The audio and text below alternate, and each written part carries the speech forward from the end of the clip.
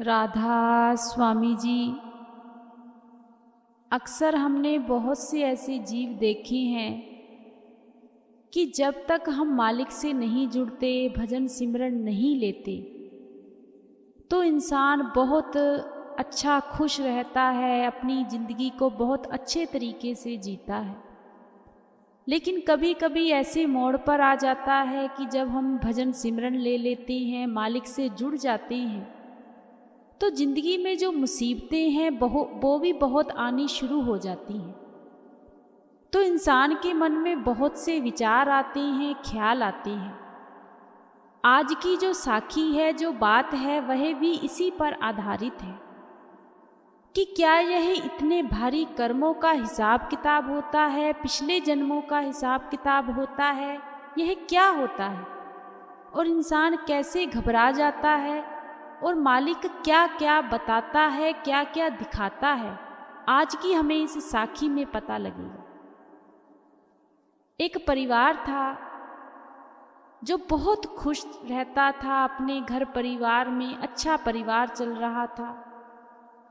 उनके माता पिता बुजुर्ग थे, हस्बैंड वाइफ थे, शादी को भी काफ़ी समय हो गया था। माता पिता ने बहुत टाइम पहले ही चरण सिंह बाबा जी से भजन की दात ली हुई थी, नाम की दात ली हुई थी। लेकिन जो बेटा था और जो बहू थी, उन्होंने भजन सिमरन नहीं लिया था। काफ़ी अच्छा उनका कामकाज चल रहा था, काफ़ी सही चल रहा था। काफ़ी समय बाद उनके घर एक बेटी भी हुई। जब बेटी हुई तो उन्होंने बहुत अच्छा अपने घर में प्रोग्राम किया, सभी लोगों को बुलाया, काफ़ी अच्छा फंक्शन किया, सभी हंसे मुस्कुराए, काफ़ी अच्छा सभी को चल रहा था। एक दिन उनकी माता कहने लगी कि बेटा, मालिक ने हमें सब कुछ दिया है, किसी चीज़ की कमी नहीं है, धन दौलत भी है, परिवार भी अच्छा है, सब कुछ सही चल रहा है। तो हम चाहते हैं कि तुम दोनों ही भजन सिमरन लो, उस मालिक से जुड़ो। क्योंकि अगर जब तक हम मालिक से नहीं जुड़ेंगे, यह तो सारा कुछ झूठ है, व्यर्थ है, यहाँ किसी का भी कोई साथ नहीं देगा। तो बेटे ने कहा कि माँ, सब कुछ तो सही चल रहा है, नामदान लेकर क्या करना है, जाते तो हैं डेरे हम लोग। लेकिन माँ जिद करने लगी कि नहीं बेटा, एक बार ट्राई कर तो देखो, क्या पता तुम्हें भजन सिमरन मिल जाए। अब दोनों हस्बैंड वाइफ जो थे, अपनी माँ का कहना मानकर डेरे चले गए। सत्संग वह बचपन से ही सुनते थे, मालिक से बचपन से ही जुड़े हुए थे। अब दोनों हस्बैंड वाइफ ने नाम की बख्शिश ले ली। जब नाम की बख्शिश ले ली तो भजन सिमरन पर भी बैठना शुरू कर दिया। अपना 2.5 घंटे अपना नाम पर भी बैठते थे, अपने ध्यान पर भी बैठते थे, और जो काम काज थे वह तो चलते ही रहते थे। बेटी भी स्कूल जाती थी, बहुत अच्छा सब कुछ चल रहा था। भजन सिमरन लिए हुए को अभी 2 से 3 साल ही गुजरे होंगे। वह भाई अपने भजन पर जो 2.5 घंटे भी बैठता था, उससे भी ज़्यादा उस भाई की बैठक हो गई थी। माता पिता इस चीज़ को देखकर बहुत खुश हुए कि चलो शुक्र है उस मालिक का कि हमारे बच्चे भी इस लायक हुए हैं कि चलो वह भी अपने नाम पर भजन पर बैठते हैं, अब हमें कोई चिंता नहीं है। ऐसे ही समय गुजरता गया। देखते ही देखते क्या हुआ, जब उनकी बेटी स्कूल में गई तो वहाँ उनकी बेटी को अचानक से चक्कर आया। जब चक्कर आया तो स्कूल वालों ने फ़ोन किया घर पर कि ऐसे ऐसे आपकी बच्ची को चक्कर आया है, आप अपनी बेटी को स्कूल से ले जाइए। पिता घबरा गए, स्कूल गए, अपनी बेटी को घर ले आए। डॉक्टर के पास लेकर गए तो सारे चेकअप वगैरह कराए, सब कुछ करवाया तो ऐसा कुछ भी नहीं आया, सब कुछ नॉर्मल आया। लेकिन जो लड़की की तबीयत थी वह दिन ब दिन बिगड़ती जा रही थी, बिगड़ती ही जा रही थी। अच्छे से अच्छे डॉक्टरों के पास जा रहे थे, सभी टेस्ट करवा रहे थे, लेकिन कुछ आ ही नहीं रहा था। बहुत चिंता करने लगे। लेकिन टाइम निकाल कर फिर भी जो भजन सिमरन करते थे उस पर बैठते ही बैठते थे और मालिक से एक ही अरदास करते थे कि बाबा जी हमें कुछ भी समझ में नहीं आ रहा कि हमारी बेटी को हुआ तो हुआ क्या। अब बेटी जब भी स्कूल जाती, बड़ी क्लास में थी, 9th में 10th में इसी क्लास में थी वह लड़की, तो जब वह स्कूल जाती थी तो फिर से उसे अचानक से चक्कर आता था तो फिर से घबरा जाती थी, फिर से घर वाले स्कूल वाले फ़ोन कर देते थे घर पर, फिर से पेरेंट्स उनको जाकर ले आते थे। बहुत ज़्यादा मुसीबत उनके घर पर आ गई। अब जो उनके आस पड़ोस के लोग थे वह कहने लगे कि शायद आपकी लड़की को कुछ बाहरी कसर ना हो गई हो, क्योंकि आपका जो घर परिवार है वह भी बहुत अच्छा चल रहा है, काम काज भी बहुत अच्छा चल रहा है, आपकी बेटी भी अव्वल नंबर लेकर आती है, फर्स्ट डिवीज़न आती है, पढ़ाई में बहुत अच्छी है, सुशील है, किसी चीज़ की कमी नहीं है। हमें तो लगता है इसे कोई नज़र लगी है, कोई टोटका कर दिया है किसी ने। अब जो लड़की की माँ थी वह इस बात पर बिल्कुल भरोसा करने लगी कि यह सच हो सकता है कि ऐसा तो कभी हुआ ही नहीं, जरूर हमारी बच्ची पर किसी ने कुछ किया होगा। अब पड़ोसियों का कहना मानकर वह जो अपनी लड़की को लेकर उसकी जो माँ थी किसी सियाने के पास पहुंच गई। सियाने वही कहते हैं ये कर दिया वो कर दिया, अब उस चक्कर में पड़ गए। अब घर में जो भी कुछ था उनको वैसे ही करने लगे, कोई हवन कराने लगा, कोई कुछ कराने लगा। माता पिता इस चीज़ को देखकर बड़े दुखी हुए, डॉक्टरों के पास भी जा रहे थे, हवन भी करवा रहे थे, सियानों के पास भी जा रहे थे। पता नहीं 1 साल में उन्होंने कितना पैसा अपनी लड़की पर लगा दिया, लेकिन लड़की को आराम आने का नाम ही नहीं ले हो रहा था। समय ऐसे ही गुजरता गया, जो भी पैसा था लड़की पर लगाए जा रहे थे, लेकिन उनको कुछ भी समझ में नहीं आ रहा था। एक दिन वह भाई बहुत ज़्यादा दुखी हुआ और अपनी माँ से और पिताजी से कहने लगा, अच्छी भली हमारी जिंदगी चल रही थी, लेकिन आपके कहने से हमने भजन सिमरन लिया। जिस दिन से हमने भजन सिमरन लिया है हमारा सारा का सारा काम ही उल्टा पड़ गया है। जो हम कामकाज करते थे वह भी खत्म, बच्ची हमारी को पता नहीं क्या हो गया है, जो हमारी जमा पूंजी थी वह तो सारी की सारी ऐसे ही लग गई। हम अपनी लड़की का भविष्य कैसे बनाएंगे? यह सारा का सारा तुम्हारे गुरु का कसूर है। माता पिता कहने लगे, बेटा ऐसी कोई बात नहीं है, यह पिछले कर्मों के हिसाब किताब होती हैं। पता नहीं कौन सा कष्ट था तुम्हारे पे जो मालिक कैसे का कैसे काट रहा है। लेकिन बच्चे समझने का नाम ही नहीं ले रहे थे। उन्होंने कहा, कोई बाबा नहीं है, कोई गुरु नहीं है, आज के बाद ना हम भजन सिमरन करेंगे, ना हम डेरे जाएंगे, ना हम सत्संग में जाएंगे, हमारा तो जीना मुश्किल हो गया। अब बेटी का इलाज कराते रहे लेकिन कोई भी फायदा नहीं हो रहा था। एक दिन वह भाई बहुत रोया कि ऐसे गुरु को भजन सिमरन लेने का क्या फायदा अगर वह हमारी मुसीबत में हमारा साथ ही ना दे। लोग तो नाम इसलिए लेते हैं, गुरु का ध्यान इसलिए धरते हैं कि हमारी कोई रक्षा करेगा। यह गुरु तो हमारी रक्षा क्या करेगा, जो हमारे पास था वह भी ले गए। अब सत्संग पर जाना बंद कर दिया। अब सभी जो सत्संगी भाई बहन थे, जब उनको पता लगा कि उनकी बेटी ऐसे ऐसे बहुत बीमार है, तो लोगों का घर पर आना शुरू हो गया। जो भी भाई बहन थे आकर यही बात कहते थे कि भाई यह तो कर्मों का हिसाब किताब है, ऐसा कुछ भी नहीं है।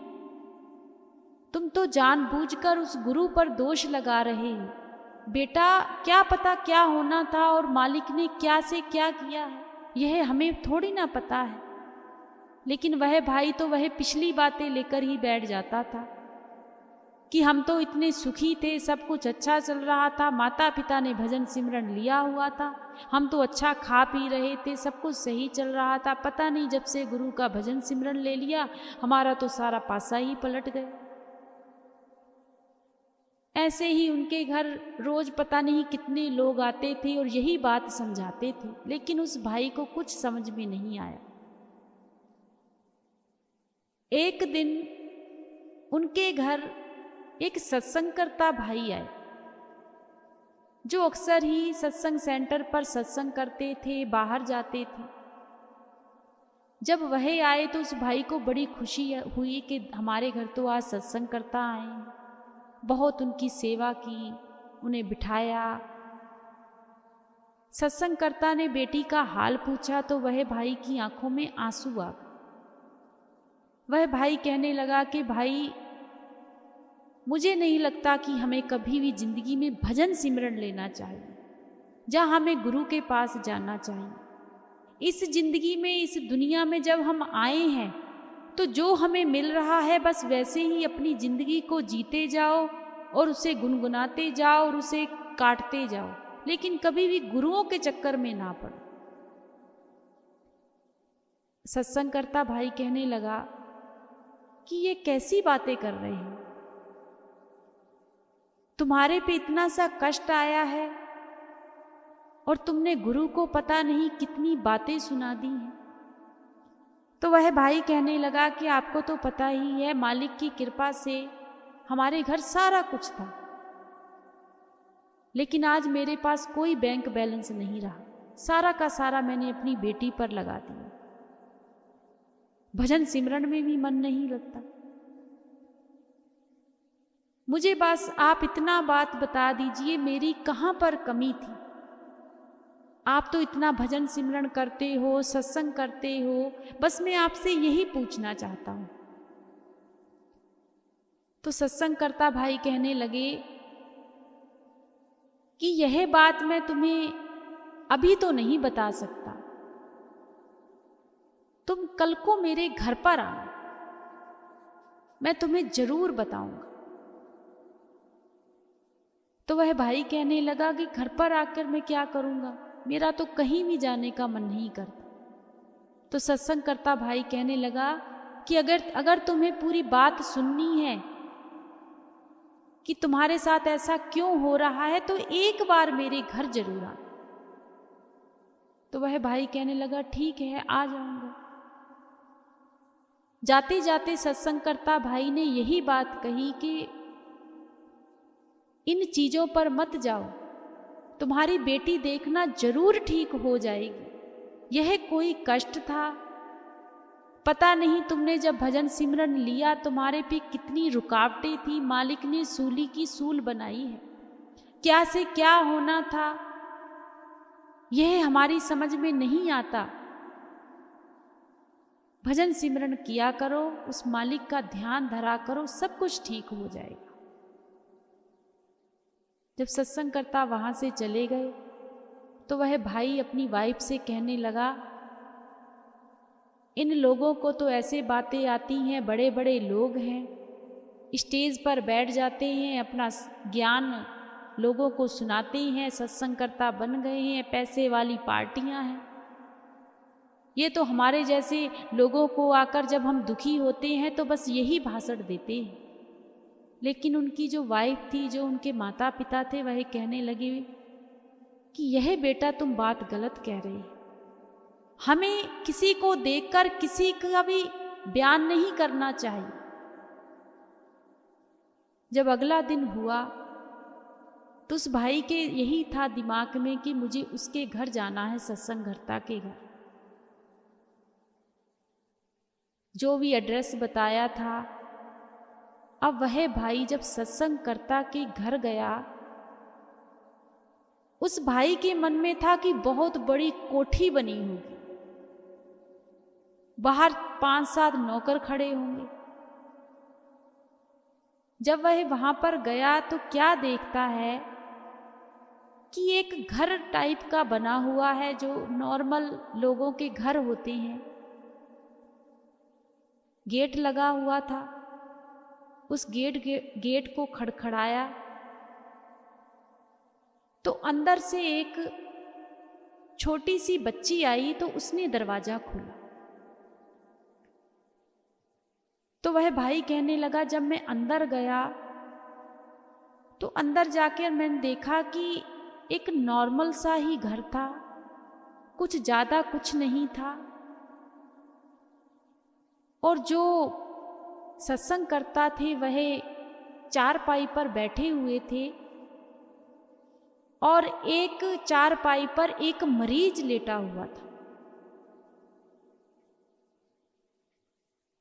तो वह भाई जो था वह कहने लगा कि इस चीज को देखकर मैं एकदम से हक्का बक्का रह गया कि मैंने तो अपने मन में सोचा था कि यह जो सत्संग करता है, जब सत्संग करने के लिए जाते हैं तो इतनी दहशत में जाते हैं, इनकी तो कोई कोठी बनी होंगी, कोई नौकर चाकर होंगे, यह तो एक आम इंसान है। जब सत्संगकर्ता ने उस भाई को देखा तो सत्संगकर्ता अपनी चारपाई से उठे और उस भाई का स्वागत किया, कुर्सी वगैरह लगाई, उनको बिठाया। तो वह भाई सत्संगकर्ता से कहने लगे कि भाई साहब जी, यह जो चारपाई पर हैं इन्हें क्या हुआ है, यह कौन है? तो सत्संगकर्ता कहने लगे यह मेरी वाइफ है। तो वह भाई कहने लगा कि वाइफ है तो इन्हें क्या हुआ है? तो सत्संगकर्ता कहने लगे आज 9 साल हो चुके हैं, इन्हें पैरालाइसिस हो गया था। तो वह भाई कहने लगा कि मैंने पूछा क्या यह चल फिर नहीं पाती? तो सत्संगकर्ता कहने लगे कि नहीं, 9 साल हो गए हैं, यह बिल्कुल भी चल फिर नहीं पाती। उठाकर इन्हें लैट्रिन बाथरूम करवाना पड़ता है, उठाकर ही इन्हें इनकी सेवा करनी पड़ती है, नहलाना पड़ता है। जो भी काम है बस ऐसे ही उठाकर हम करते हैं। तो वह भाई कहने लगा कि आपके कोई बच्चे? तो सत्संगकर्ता कहने लगा कि मेरी बेटी है, उसकी भी शादी हो गई है, बेटा है, वह बाहर काम करता है, बहू घर पर है, यह जो बच्ची ने गेट खोला है यह मेरी पोती है।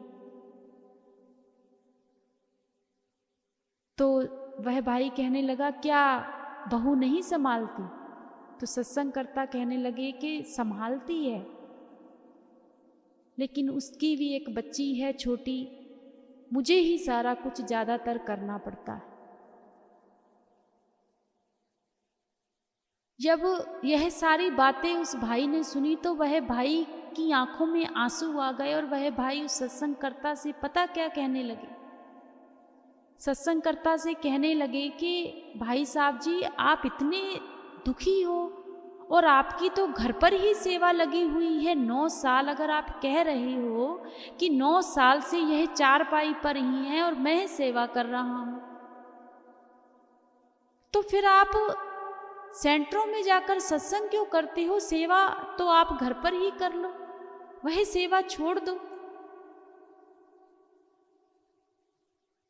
तो वह भाई कहने लगे जब मैंने यह बात कही तो सत्संगकर्ता मुस्कुराने लगे। तो मैंने देखकर हैरान हो गया कि मैंने कहा भाई साहब जी, मैं आपसे कह रहा हूं कि आप सेवा छोड़ दो और आप मुस्कुरा रहे हो। तो सत्संगकर्ता ने पता है क्या कहा? सत्संगकर्ता कहने लगा कि भाई साहब जी, मैंने तुम्हें इसलिए यहां पर बुलाया है, जो दोष तुम मालिक को दे रहे हो ना कि मैंने भजन सिमरन लिया था तो मेरा इतना नुकसान हो गया है, मेरा सारा का सारा पैसा बच्ची पर लग गया है, और तुमने मालिक के घर जाकर सत्संग सुनना भी छोड़ दिया है, उस गुरु को इतने ताने मारे हैं, और मालिक ने अभी भी तुम्हारे घर सब कुछ दिया है, मुझसे तुम बहुत अच्छे हो। मैंने तो तभी तुम्हें कल कहा था कि कल को मेरे घर आना, क्योंकि तुम अपनी आंखों से देखो, यह जो दुख है, यह जो मुसीबत है, यह हमारे कर्मों का हिसाब किताब है। लेकिन आज तुम यहाँ पर आकर मुझसे मेरी सेवा ही खो रहे हो। तुम्हें क्या पता मैं कितना भाग्यों वाला हूं। मैं एक सेवा नहीं कर रहा, मैं दो दो सेवा मालिक मुझसे करवा रहे हैं। एक अपनी वाइफ की, अपने जीवन साथी की, और एक मैं उस गुरु के लिए जाकर सेवा करता हूँ। वह गुरु की हिम्मत है, वह गुरु ने मुझे ताकत बख्शी हुई है कि मैं सेवा कर रहा हूँ। वह भाई कहने लगा, जब सत्संगकर्ता ने मुझे यह बातें कही तो मेरे रोंगटे खड़े हो गए कि मैं तो सोचता था कि यह सत्संगकर्ता जब स्टेज पर बैठते हैं तो पता नहीं लाखों करोड़ों का इनका कोई बिजनेस चलता होगा, लेकिन यह तो मुझसे भी ज्यादा दुखी हैं। लेकिन देखने वाली बात यह थी कि उन्होंने कभी मालिक को नहीं छोड़ा, कभी मालिक को दोष नहीं दिया, और मेरे साथ मुसीबत आई तो मैंने सारा कुछ ही छोड़ दिया, और यहां तक कि हम सियानों के पास भी चले गए। तो उस भाई की आंखों में आंसू आ गए। फिर उस भाई ने सत्संगकर्ता से माफी मांगी कि मुझे माफ कर दीजिए, आज आपने मेरी आंखें खोल दी। मैं उस गुरु के घर जरूर जाऊंगा और अपने मालिक से माफी मांगूंगा। तो सत्संगकर्ता भाई कहने लगे कि भाई, ये आंखें खोलने के लिए ही तुम्हें मैंने अपने घर बुलाया था। यह कोई तुम्हारे कर्मों का कष्ट था जो मालिक ने टाला है।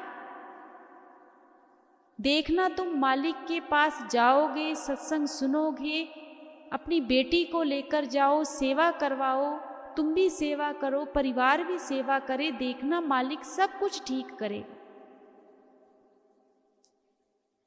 तो वह भाई सत्संगकर्ता से कहने लगा कि भाई साहब जी, मेरा तो चलो सब कुछ ठीक हो जाएगा, लेकिन आपका।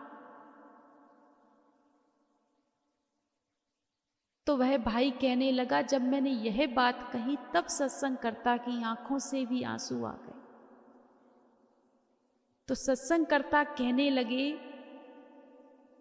जब मेरे कर्मों का हिसाब किताब पूरा होगा ना, उस दिन भी मेरी आंखों से खुशी के ही आंसू आएंगे, क्योंकि उस मालिक को सब पता है कि उसने कब किससे क्या करवाना है। वह सब जानता है। बस मैं मालिक से एक ही अरदास करता हूं कि मेरे गुरु, जो तूने मुझे हिम्मत बख्शी है, मैं तेरा कोटि कोटि प्रणाम करता हूं, और मुझसे कभी भी अपनी सेवा मत खो। तब उस भाई की आंखें खुली कि हम थोड़ी सी मुसीबत को इतना बड़ा बड़ा चढ़ा लेते हैं, और ऐसे भी जीव हैं जो बाबा जी से इतना प्रेम करते हैं, इतनी मुसीबतों में भी अपने गुरु को गुरु गुरु गुरु गुरु कहते हैं, और हम गुरु को पता नहीं क्या कुछ कह देते हैं। तो हमें इस बात को सुनकर बहुत ज्यादा हैरानी हुई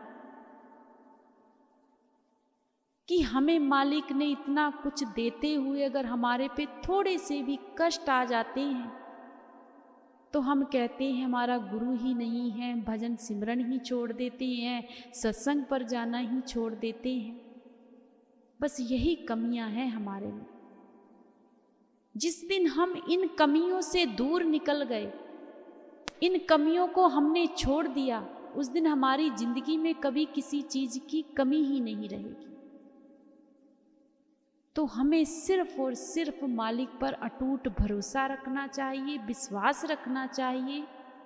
कभी भी गुरु पर कोई दोष नहीं लगाना चाहिए, क्योंकि वह सब जानते हैं कि हमें कब क्या क्या चाहिए। जिस दिन हम ऐसे बन गए, उस दिन मालिक की हम पर हमेशा मेहर रहेगी, हमेशा कृपा रहेगी, और हमारा भजन सिमरन और ज़्यादा चलेगा। राधा स्वामी।